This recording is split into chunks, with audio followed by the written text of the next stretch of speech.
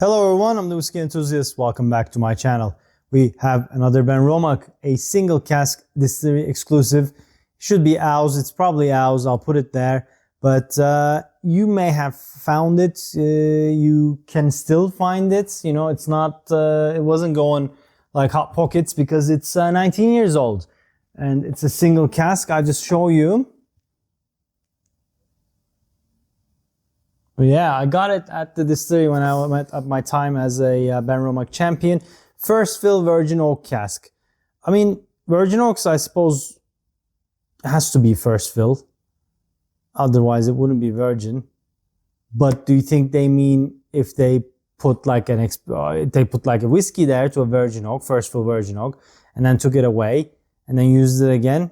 The oak's still virgin, but it had whiskey in it. Maybe that's why, that's what they mean, but this is first fill virgin oak. As with all Benromach whiskies, it's always first fill. Doesn't say anything about this, but it is 58.7% ABV, one of 279 bottles, and from the cask number 358, distilled in 2004, bottled in 2023. It's 19 years old, natural color, non-chill filtered, as we would like to see. Right, I have sampled this out to my friends because you know, I wanted to share it, and that's the bottle. I wanted to share it because Benromach is amazing at picking virgin oaks and using them. I don't have much experience with too many virgin oaks. I had a few Deanstons, I had a few others. I think I had a Glenmurray, some Tobermory's, maybe Lechake I had. But virgin oak could be overpowering. It could be a bit too much spicy and a bit too bitey. And I had that with the Deanston. Even at regular 40% ABV, it just wasn't for me. It was too spicy, too hot. But Benromach, whenever they use virgin oak, it just feels coconut cream. It's incredible. It's amazing. And, you know, my Champions bottle, Champions Edition 1, is a Polish virgin oak. It's, I think they are the masters of using virgin oak. I actually, after a few tastings of their virgin oak expressions, if there's a few at Benromach, while they were recording us at the during our champion time, I was just talking about like this to my amazement about how amazing they are using virgin oak. And I said, your tagline should maybe be Benromach, nailers of virgin oaks. And I realized like, oh, okay, it doesn't sound that good. It actually sounds quite dirty and nasty. So they're like, yeah, I don't think we're going to use that. I'm like, yep, maybe you shouldn't. But you guys are pretty good at that. So I wanted to share my experience with you. Maybe you have this bottle. I hope you do because it's an amazing bottle. It's 58.7% ABV from my Benromach glass. Sorry about this. And it's cask strength, 19 years, first fill virgin oak. So think about those things. Think about all the times you tried the virgin oak before. Think about how spicy you might have had. And I'll just tell you my feelings about it. Okay, 19 years, 58.7% ABV on the nose. See? Okay, there's that Benromach smoke in the back end, but it's super creamy.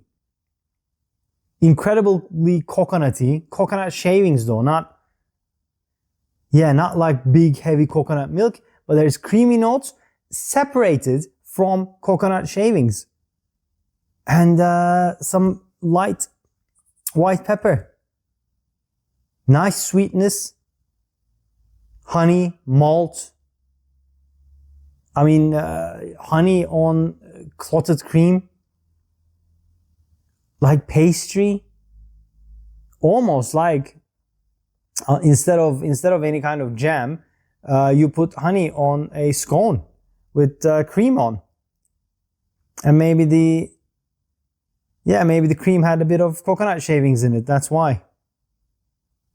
With maybe the scone burnt a bit. That's what the smoke is. Okay, on the palate. Oh, come on. What an incredible dram. What an incredible whiskey. It's 19 years. So the Benromach smoke Didn't dissipate, but well integrated itself into the whiskey, just crowning it with a touch of smoke. A lot of coconut notes, a lot of creamy notes. It's sweet, but it's robust.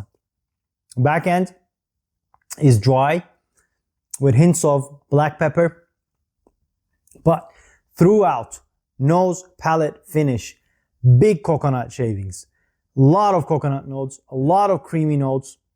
It's warming. It doesn't hit you in the face. You don't have to add water to this. I will, just to play around with it, but you don't have to.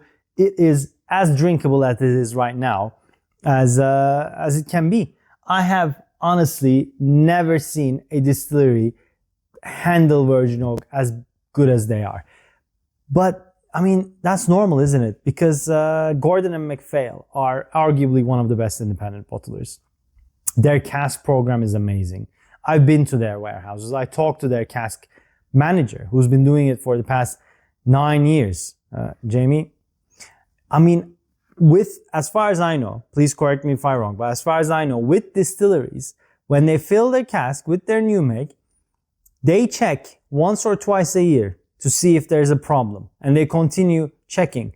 They move it around, they sometimes disturb it, they sometimes just check from afar to see, they knock it, chuck it, whatever they do, but they do check it.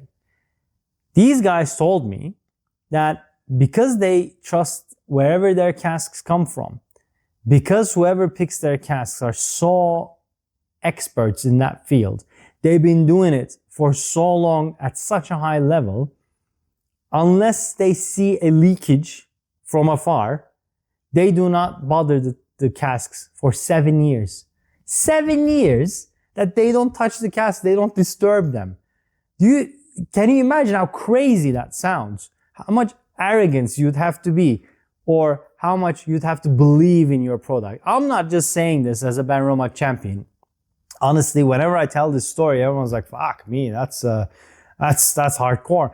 It is. It's ridiculous. For 7 years, they don't touch a cask. But, you know, it's incredible. It's incredible. I forgot to add water in my fawning over this whiskey. All right, let's add some water. A little bit of a chug. Okay. Let's see if it opened up anything. But honestly, like I said, it didn't need to. Okay, it certainly calmed down the creamy note. The smoke rose up. That's nice. The nose feels a bit more Benromach now.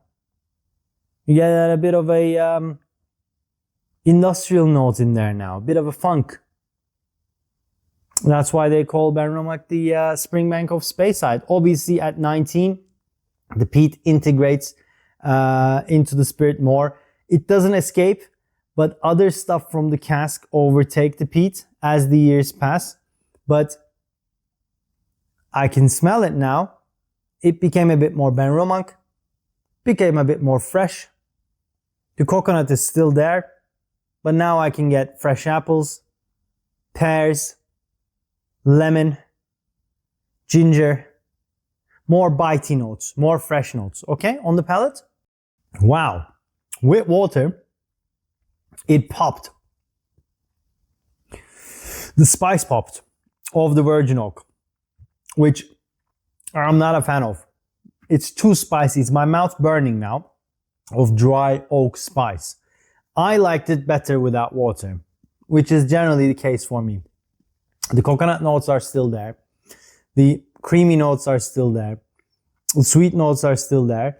But the spicy notes of the virgin oak really popped and are blocking the sweet smoke, the Benromach character, the nice creamy coconut, which is not what we want. Maybe it needs more water now to calm it down as well, because there's always a sweet spot, and I'll play around with it when I finish, because there's no point for me to do this video and just add.